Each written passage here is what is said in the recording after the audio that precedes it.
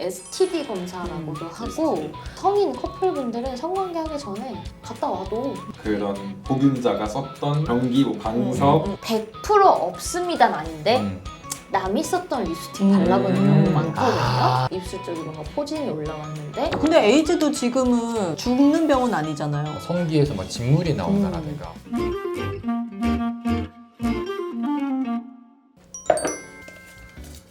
성병 검사는 어떻게 받는 거예요? 비용은 얼마 정도 드나요? 이제 성병 검사를 병원 가서 검사 보면 STD 검사라고도 하고 STD. 성병 검사가 보험이 돼요. 그래서 한 3만 원에서 4만 원 정도 사이면은 검사를 받을 수 있고요. 여성분들은 이제 자궁경부암 이런 거 검사할 때 안쪽에는 점막을 살짝 떼서 성병 검사 하거든요. 근데 그런 식으로 검사를 하기도 하고 혹은 이제 남성분들은 소변 검사나 피 검사로 하기도 합니다. 뭐 검사 종류별로 정확도에 조금씩은 차이가 난다고 하기는 하더라고요. 근데 그래도 성병 검사 받아보는 게 진짜 좋은 거고 그래서 좀 이제 성인 커플분들은 성관계 하기 전에 데이트 코스로도 한번 갔다 와도 왜냐면 서로의 건강을 위한 거고 서로에 대한 이제 믿음을 또 키울 수 있는 하나의 방법이 되지 않을까. 이상 성병 검사 전문가였습니다. 전문가 많다. 진짜로. 공중 화장실에서도 성병이 옮을 수 있나요? 그런 보균자가 썼던 변기, 방법. 그렇죠. 변기, 뭐 방석, 뭐 시트 이런 데 이제 앉았다가 음. 옮겨지면 어떡할까? 이제 이런 있다고 하기도 애매하고 없다고 얘기하기도 애매한 그런 질문이긴 하네요 또. 그러니까 이게 그런 것 같아. 100% 없습니다는 아닌데 그 확률이 너무나 적다. 극도로 낮다. 가능은 하지만 그렇게 되면은 논문감이다. 논문에 이제 높답니다. 연구가 될 정도로 굉장히 확률이 낮기 때문에 이 역시도 크게 불안하실 필요가 없다라고 말씀을 드리고 싶습니다. 이제 우리 특히 여성분들 화장품 사러 가면 남이 썼던 립스틱 발라보는 경우 많거든요. 근데 이게 이제 그런 얘기 있었던 거예요. 우리가 헤르페스라는 성병 종류 중에 하나가 1형은 그냥 구강염증이고 2형이 성기에서 발병하는 거잖아요. 그러다 보니까 다른 여성이 예를 들어서 입술 쪽에 뭔가 포진이 올라왔는데 그걸로 이제 바르고 다른 분이 그거를 바르면 그거는 옮을 수도 있다고 하기는 하더라고요. 그래요. 근데 이제 그건 어쨌든 1형이 옮는 거라 그러니까 성병이 옮는 건 아니기는 한데 그래서 웬만하면 저는 이제 남들이 쓰는 특히나 입술이나 이게 조금 더 국소 부위에 들어가는 것들은 안 쓰는 걸 권장하거나 아니면 덜어서 쓰라고 얘기하긴 해요. 진짜 그래야겠다. 성병에 걸리면 치료가 가능한가요?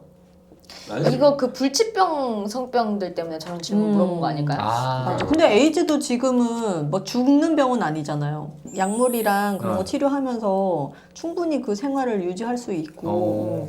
에이즈 관련된 인식을 개선하려는 웹툰 따로 있어요. 저 그거 본 적 있어요. 그래요? 응. 봐야겠다. 되게 유명한 작가들이 다 이렇게 편을 나눠가지고 에이즈의 잘못된 오해를 다시 잡아주려고. 근데 이제 완치는 불가능한 건 분명히 있어요. 근데 완치가 불가능하다고 해서 또 죽을 병에 걸렸다기보다는 내가 관리해야 될 게 하나 더 늘었다. 좀 이렇게 번거로워졌다. 그래서 뭔가 증상이 나타났을 때는 병원 가는 걸 꺼리지 않았으면 좋겠어요. 어쨌든 빨리 발견하면은 빨리 대처를 할 수 있으니까. 근데 그거 생각보다 진짜 어려워요. 증상 있어도 병원 잘 안 가게 돼. 회피하게 돼. 맞아. 인정하기 싫지. 성병은 어떤 증상이 있나요? 성기에 뭐가 났어. 음, 그러면 일단 병원 가보자. 그렇죠. 예전 같지 않을 때. 그렇죠. 그치. 맞아, 뾰루지가 예전 같지 났어. 않을 때 뾰루지가 났어. 그리고 물론 성기에도 여드름이 나는 경우는 맞아요. 있다고 맞아요. 들었는데 모낭염 같은 그쵸. 거. 그런 거를 제외하고 딱 봐도 이제 뭔가 얘가 성기에서 막 진물이 나온다라든가 없던 게 나온다. 그러면은 일단은 무조건 가셔야 된다라고 생각을 합니다. 약간 생각해보니까 남성은 좀 튀어나와 있으니까 관찰이 좀 쉬울 그쵸, 것 같거든요. 맞아. 아까 얘기했던 것들. 여성의 특성은 좀 어떤 게 있어요? 그래서 그 얘기 하려고 했어요. 이제 저희는 간지럽거나 간지럽다. 간지럽다. 냄새가 심하게 나거나 냉의 변화가 좀 있나요? 그쵸. 냉의 그쵸. 변화가 있는 경우도 있고 아픈 것도 있겠죠. 밑에가. 그래서 내가 뭔가 좀 평소랑 다른데? 싶으면 저는 병원 가보는 걸 가장 권장하는 거죠. 그렇죠. 이유가 없이 간지럽지도 않고 이유가 없이 아프지도 않으니까.